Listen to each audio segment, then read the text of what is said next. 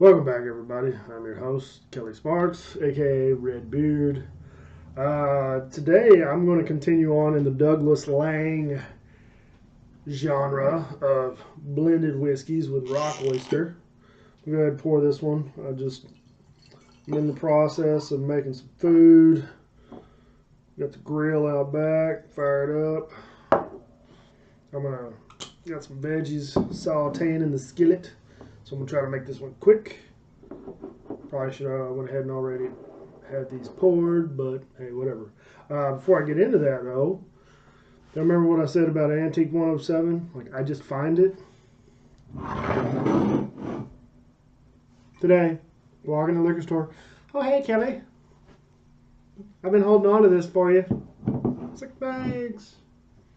Thanks, Anna. Appreciate it.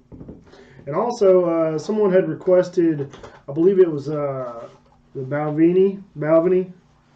Can someone give me a correct pronunciation? The Balvenie Double Wood, 12-year-old. So I found this little 3-pack of the 12-year-old Double Wood, 17 Double Wood, and 14 Caribbean cask.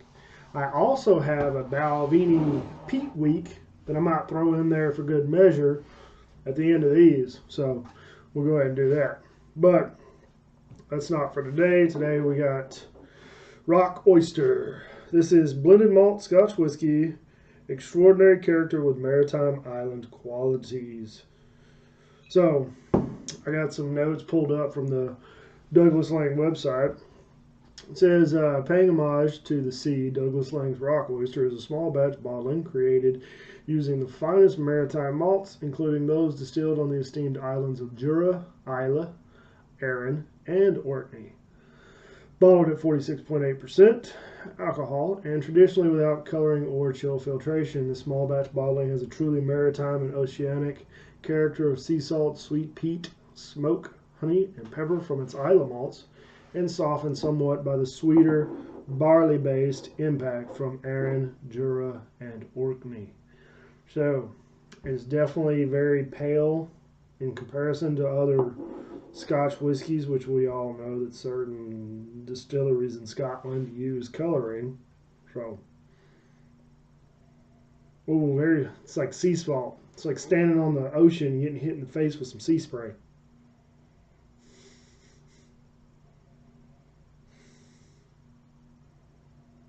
It smells good. I mean, I like the way it smells. Let's go ahead and give it on the palate.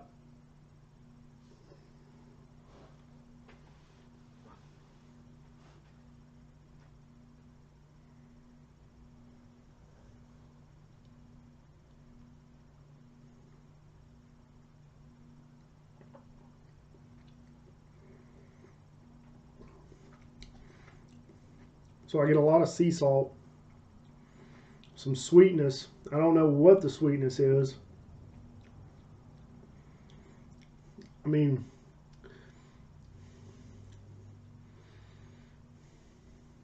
I definitely, the description really kind of says it all. There's nothing that's just jumping right out at me. You get the sea salt, the sweetness, the honey, the pepper. Yeah, it's all black pepper on the back end. Black pepper on the finish.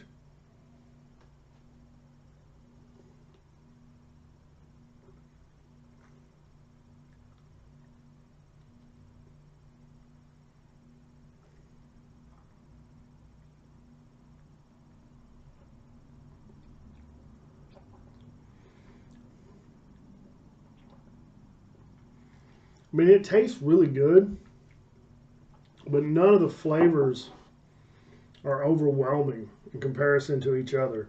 It's all just kind of, it really is a excellent blended whiskey. All the flavors kind of key off on each other. You don't get an overwhelming sense of anything. They're just kind of, you get a little bit of the sea salt, a little bit of the peat, some honey. Now it's sweet on the back end. So that's just weird. Anyway, I got one with my little ice marble because this one's only bottled at 46.8. So I didn't want to add too much to it. And it's almost like dirty water right now.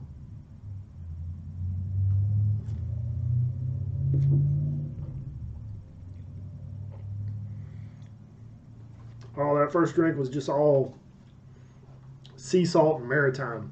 It was just standing by the ocean and getting hit in the face with a, oh, is that the Atlantic? What ocean is that? Yeah, Atlantic Ocean. To think about which way was which. California's on the Pacific, so y'all are the other direction. Scotland.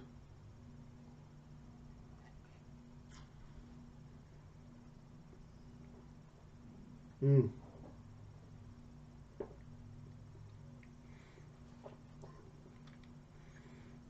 This is not my favorite so far of the Douglas Laing releases.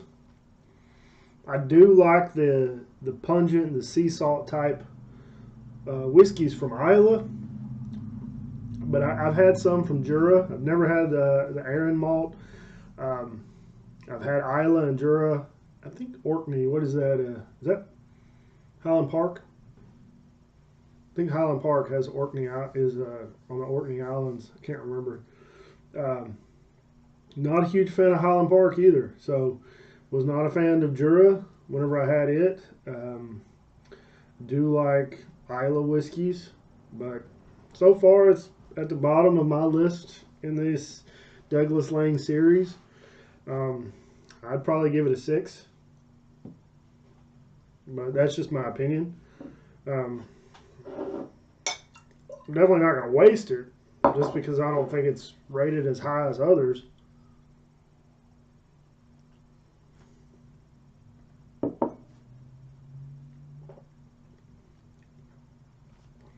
So I probably didn't have enough whiskey with that ice marble. Probably needed like 3 fingers on top of that ice marble.